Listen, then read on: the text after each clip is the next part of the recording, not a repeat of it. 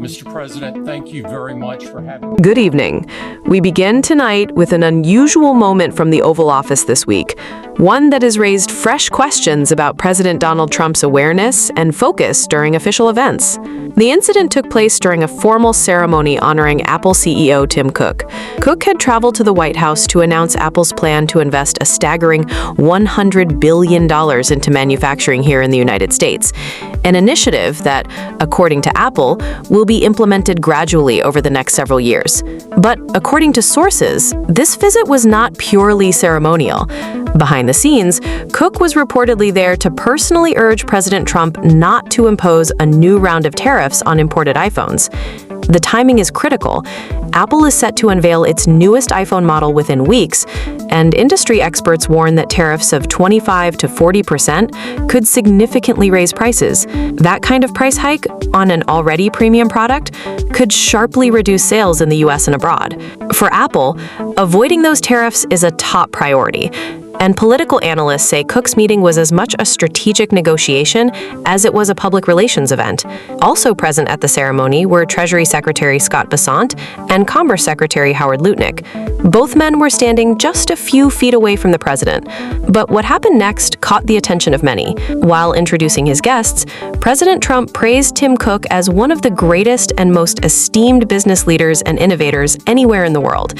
He then thanked Secretary Bessent and Secretary Lutnick, adding, "for being here, wherever you may be." It was a curious remark, especially considering that Lutnick was standing right next to him.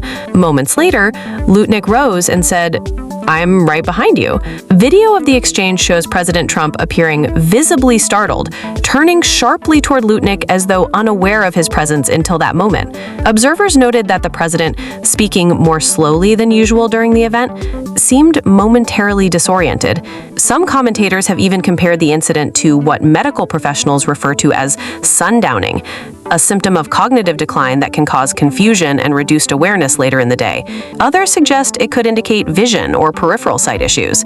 It's important to note that these were not unexpected guests.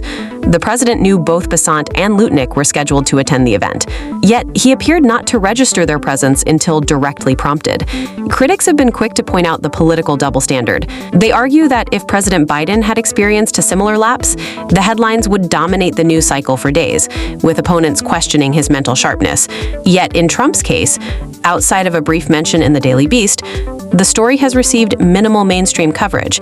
Supporters of the president dismiss the moment as insignificant, saying it's simply being blown out of proportion by political opponents. However, analysts say the exchange fits into a broader pattern of moments where President Trump has appeared to lose track of his surroundings, mix up names or titles, or slow his pace mid-speech. Whether this was merely an isolated oversight or a sign of something more serious, the optics were undeniably awkward. A sitting president, startled by the presence of his own Commerce Secretary in the Oval Office, makes for an unusual headline. As for Apple's concerns, the tariff question remains unresolved. The tech giant continues to position itself as a champion of American manufacturing, while working to shield its global supply chain from disruptive trade policies. Meanwhile, President Trump, as he manages both domestic and international challenges, now faces another round of public scrutiny, not over policy alone, but over perception, presence, and presidential readiness.